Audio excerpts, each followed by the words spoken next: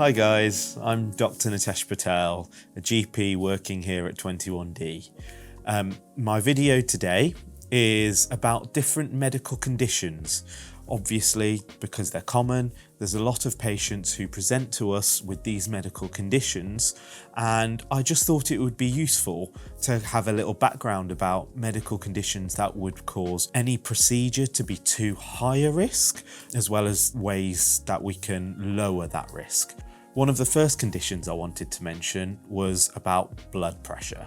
Now, you may have seen my video about blood pressure and how to test it yourself, but obviously if it's too high, that can pose few risks, such as heart attacks, strokes, but also it can make bleeding more common in any kind of procedure, particularly a procedure like ours. So if your blood pressure, and you can measure it at home, have a look at my other video to check that, but if your blood pressure is around 180 over 110, that is very high, especially if it's any higher than that. And I would urge you to see your GP as soon as you are possible. That would also mean that you aren't able to move forward with this procedure until that is a bit more controlled. That is purely for your safety.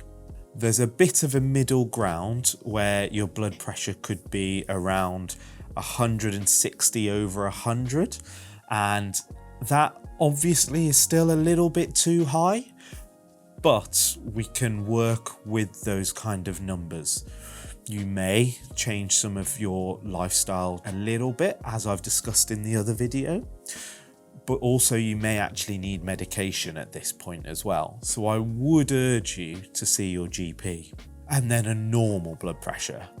This for us is the green in the traffic light system.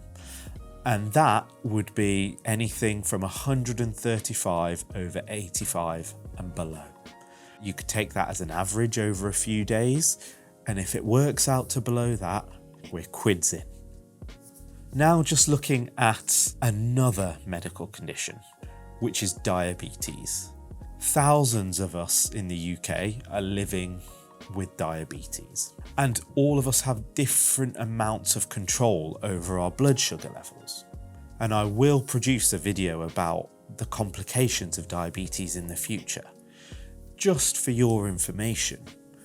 But for now, we'll just stick to the hard numbers of good, moderate and bad control. This time we'll start with the good. The good control would be anything below 48. Now that is your HbA1c.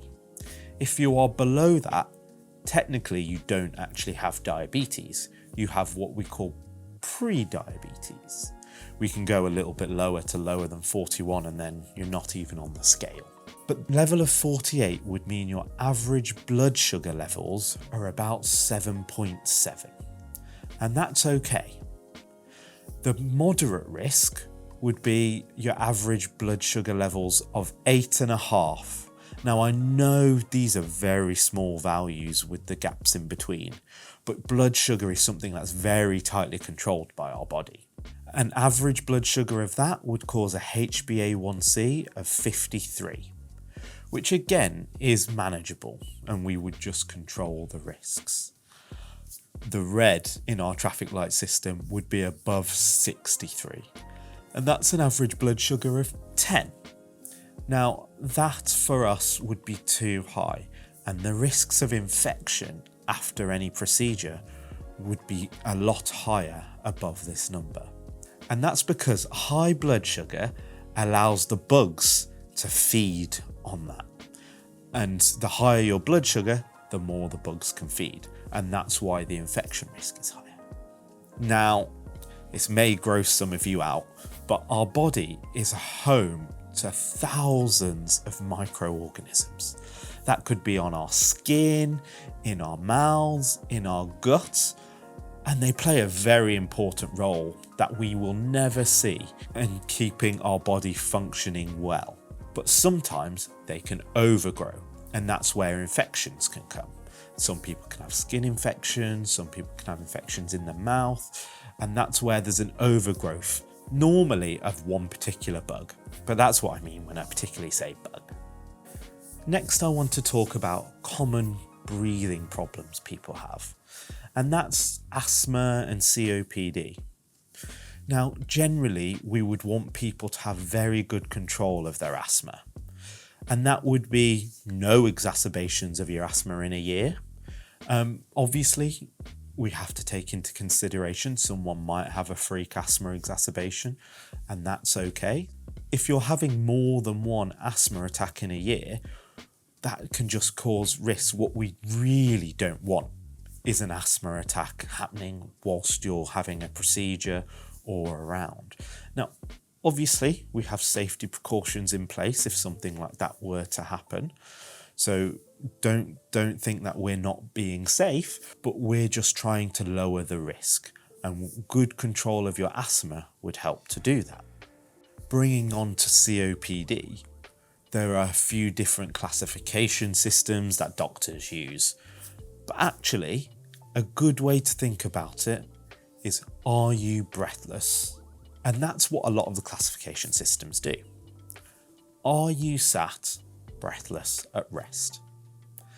Now that for us will be very difficult because obviously we're working in your mouth, and that may make you feel even worse whilst we're doing that. And so if you're breathless at rest, unfortunately, that may be a bit more difficult for us to do any kind of procedure in your mouth. Now, being breathless as you do things, so this may be, walking or just housework, things like that, that puts you into the moderate category. But obviously, when we're doing any procedure, we're not asking you to walk around whilst we're doing it. So hopefully we can work with you. But we take everything on a case-by-case basis because everyone is different, and you've heard us say it countless times, I'm sure, if you've seen any of our videos. So we will work with you to try and make our solution help you. Obviously, if you're not breathless with your COPD and your inhalers control everything well, then that puts you in the green zone, and we're very happy with that. Another condition that I think it's useful to mention is epilepsy. Now, epilepsy is where people can have seizures, and these seizures may happen all the time. You may have had one or two a very long time ago and they're well controlled on medications. If it's well controlled on the medication, then that would pose much lower risk and would put you in the green section of our traffic light system. Now, if you've had a seizure in the last year, we would obviously need to think and just make sure that this is safe, because any kind of invasive procedure, like the one we do here at 21D, can trigger your body into stress. And if that causes a seizure for you, then we need to just think about that twice and maybe just get yourself into a state where you've not had a seizure for a year to improve the safety for you. The risk greatly increases the more seizures you have. And so if you're having multiple a day, a week, a year, then that just puts any kind of invasive procedure at higher risk. Don't get me wrong, this does not rule you out of all procedures anywhere. You can have big invasive procedures in hospitals where they have a lot more medication and a lot more facilities than any kind of outpatient clinic would. But here, we do our best to keep you safe, and the risk would unfortunately be too great if you are having multiple seizures in a year. Next, I'd like to talk to you about having a heart attack or a stroke. Now, hopefully, it never happens. But if it has happened, and it's happened in the last year, we would really like to wait a year before we actually do any kind of procedure. And that would happen for any kind of elective medical procedure. And the reason is because shortly after your first heart attack or stroke, that's when you're actually at higher risk of another one. And that risk actually reduces the longer it's been since you've had a heart attack or a stroke. And so we'd like to keep it for longer than a year. Less than a year would put you in our red zone in our traffic light system. This actually is similar to blood clots. Some people can get blood clots in their leg, and we'd like to keep it a year before that happens. Now, this is being extra cautious, but for us, safety is paramount, and so that's why we would do that.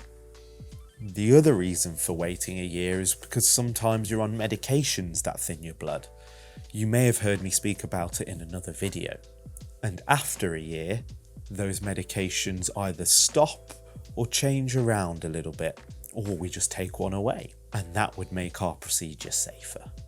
One of the things I particularly wanted to talk about today was something called trigeminal neuralgia, or atypical facial pain.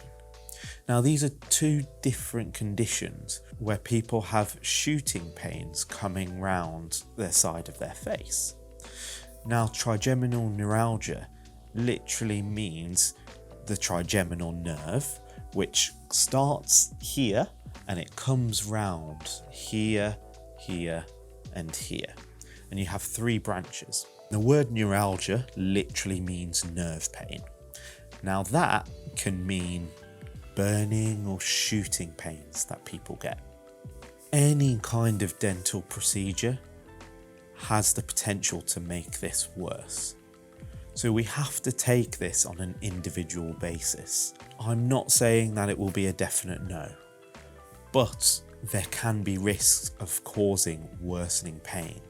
Now, we don't go anywhere near any nerves at all. I want to reassure you of that.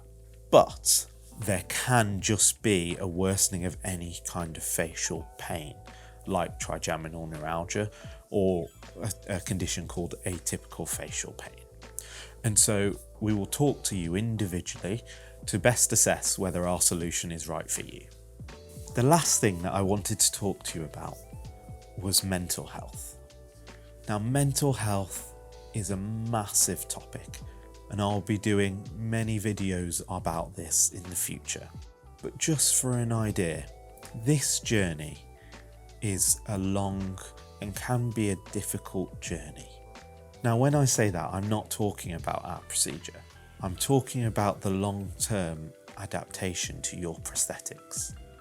We are not replacing your teeth, and so they can feel very different. Your speech can be affected, you may bite your tongue or your cheeks, and it will take time to adapt. And this adaptation can take a few weeks, a few months, or even a few years. And so it would be good for you to be in the right headspace for this journey. Now, don't get me wrong, your family, friends, the supportive Facebook group can all help with that, but ultimately it's your journey. Everyone's different, and hopefully we can help you get there. Thank you.